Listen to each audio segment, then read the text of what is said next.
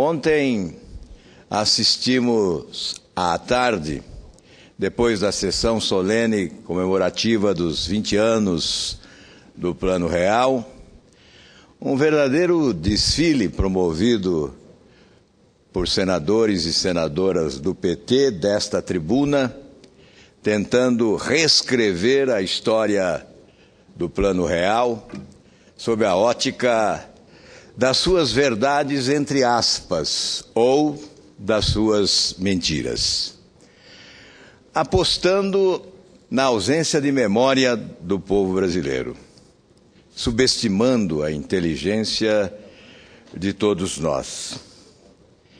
Fiquei impressionado ao perceber a tentativa de apropriação indébita do sucesso exponencial do Plano Real, que foi marco divisor de águas, muito mais do que um plano econômico, a mudança do conceito da sociedade na administração das suas finanças e da administração pública, sobretudo ao assumir responsabilidade maior a partir da lei de responsabilidade fiscal. Fiquei impressionado. Isso despertou minha curiosidade e fui à internet buscar vídeos que guardam pronunciamentos da época, de lideranças do Partido dos Trabalhadores, sobretudo da sua maior liderança, o ex-presidente Luiz Inácio Lula da Silva, que afirmava taxativamente tratar-se o Plano Real de um estelionato eleitoral. Esqueceram-se que o PT votou contra o Plano Real, que o PT votou contra a Lei de Responsabilidade Fiscal e que o PT ingressou com ação direta de inconstitucionalidade, tentando impedir que o país pudesse destruir o monstro da inflação a partir do Plano Real. Essa ação direta de inconstitucionalidade não foi julgada pelo Supremo Tribunal Federal. Mas imagine os brasileiros se tivesse sido julgada e acolhida, o que teria ocorrido com o nosso país. Vou pontuar algumas das aleivosias ouvidas ontem da tribuna do Senado Federal. A primeira inverdade, que no grande festejo pela manhã, o presidente Itamar Franco não recebeu o devido reconhecimento. Não é verdade. Nunca nos esquecemos de Itamar Franco. Fernando Henrique nunca se esqueceu de Itamar Franco. Aécio Neves jamais se esqueceu de Itamar Franco, tanto que o apoiou para que voltasse ao Senado da República, exercendo o seu último mandato. Foi homenageado aqui dessa tribuna por Aécio, por Fernando Henrique. É público e notório que o presidente Itamar, apoiando e prestigiando seu ministro da Fazenda, lançou com grande coragem a autêntica revolução econômica do Brasil, que seria implantada em 1º de julho de 94.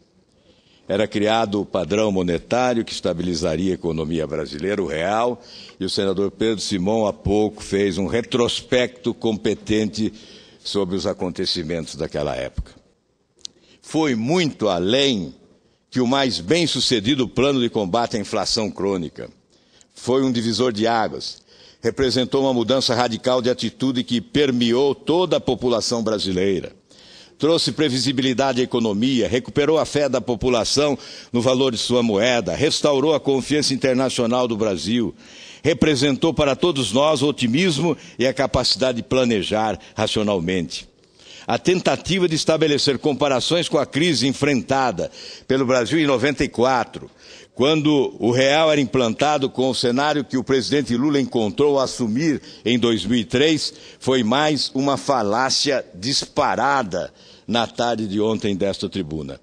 Afirmar que o patriarca do Plano Real entregou o país nas mesmas condições adversas enfrentadas antes da implantação do plano é um deboche com a verdade.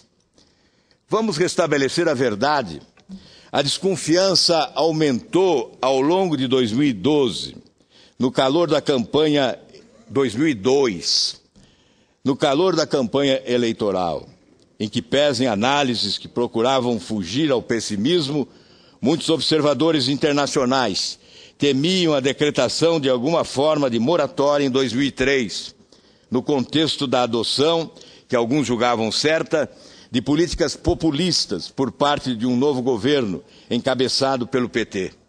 Em 2 de julho de 2000, a conselheira econômica de Lula, economista Maria da Conceição Tavares, em artigo na Folha de São Paulo, defendia a ideia de que está mais do que na hora de submeter a população a um plebiscito nacional sobre a dívida externa, que esclareça os prejuízos decorrentes de manter essa situação de submissão às regras do FMI.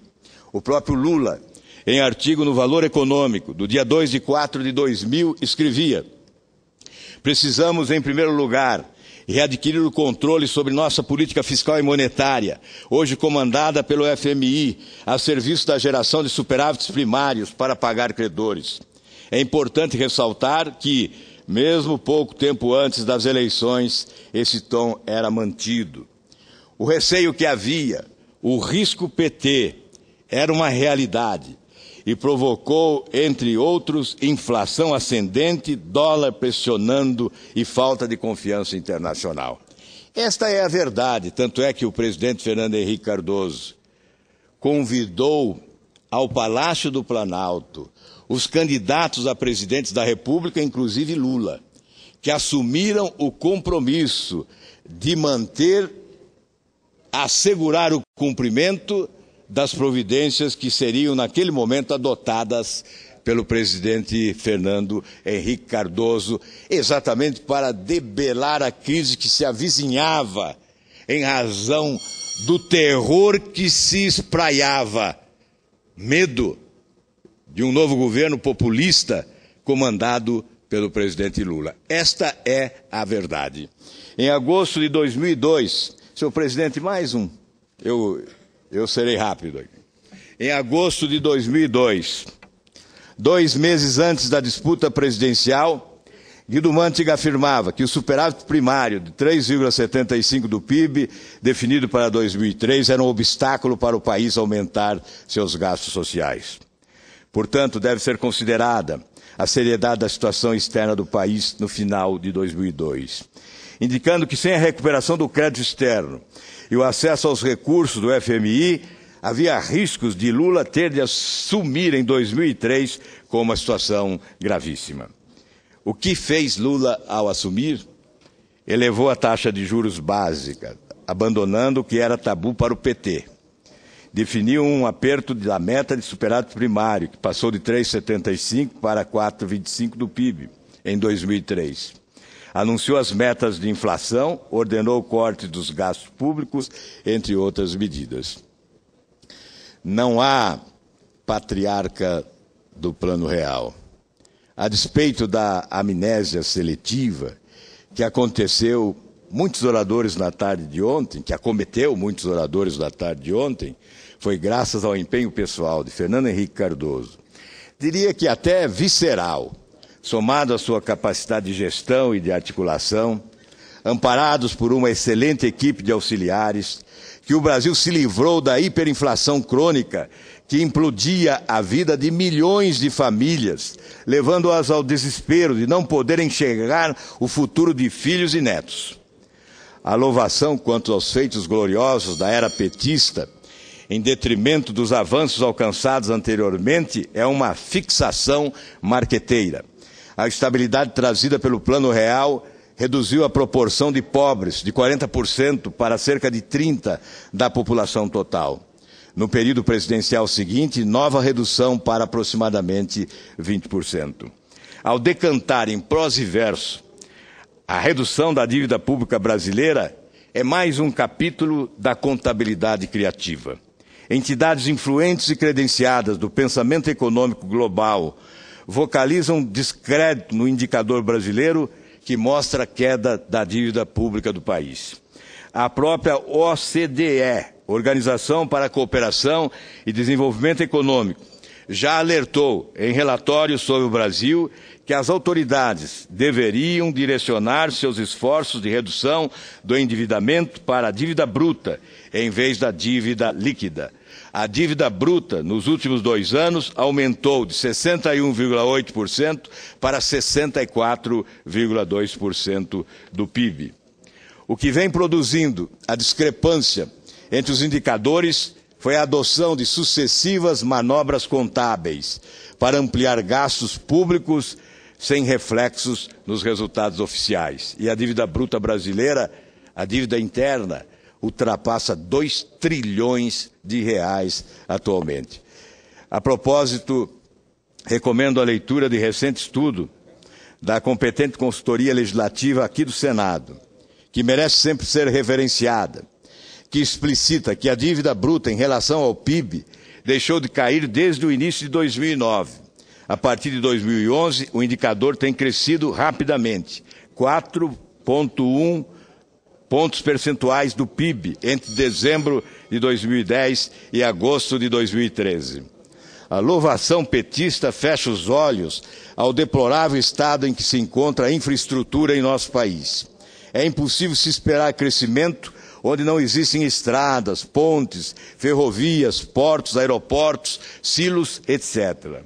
Onde está, estou concluindo, presidente, onde está a transposição do Rio São Francisco, o trem-bala, as refinarias, as hidrelétricas, até mesmo a Petrobras, empresa que sempre conseguiu ser eficiente à margem da ineficiência e crises durante vários governos, está sendo largada ou tragada para dentro da incompetência e equívocos da gestão petista. Ao contrário da retórica ufanista, traçada pelo marqueteiro de plantão, o PT colheu os frutos do fortalecimento advindo da consolidação do Plano Real. Sem falar de um momento excepcional vivido pela conjuntura internacional entre os anos de 2003 e 2008. O Brasil real do PT é o Brasil da contabilidade criativa, do maior déficit com o exterior de todos os tempos, mais de 10 bilhões de dólares só em janeiro, de controle de gastos, do controle de preços públicos, da Bolsa Empresário do BNDES, da pressão inflacionária que já compromete a renda dos mais pobres, da desmoralização da política econômica, da destruição das estatais, dos empréstimos secretos para ditaduras, da omissão quanto à violação dos direitos humanos em países da América Latina. Mas não é apenas isso. O Brasil real do PT é o Brasil dos 50 mil assassinatos por ano, da educação avaliada pelo PISA como uma das piores do mundo, da estagnação do IDH, da corrupção como método de governo, das obras fictícias, etc. O Plano Real dotou-nos do grande vértice da moderna vida econômica, uma moeda que se estabilizou e que tem possibilitado melhorar a vida de milhões de brasileiros. Concluindo, presidente, é importante não olvidar que o governo Fernando Henrique Cardoso deixou um tripé de políticas, meta de inflação, câmbio flutuante e austeridade fiscal, que, se mantidas ao longo dos anos, poderiam criar as condições para o desenvolvimento econômico futuro, com a inflação baixa e equilíbrio externo e fiscal, um elenco robusto de mudanças estruturais, lei da responsabilidade fiscal, ajuste fiscal nos estados, reinserção do Brasil no mundo, através da obtenção de fluxos de investimentos diretos externos de, na média, quase 20 bilhões de dólares ano nos 8 anos. Enfim, o PT herdou uma herança bendita. Não pode desdenhar dela. Muito obrigado, senhor presidente.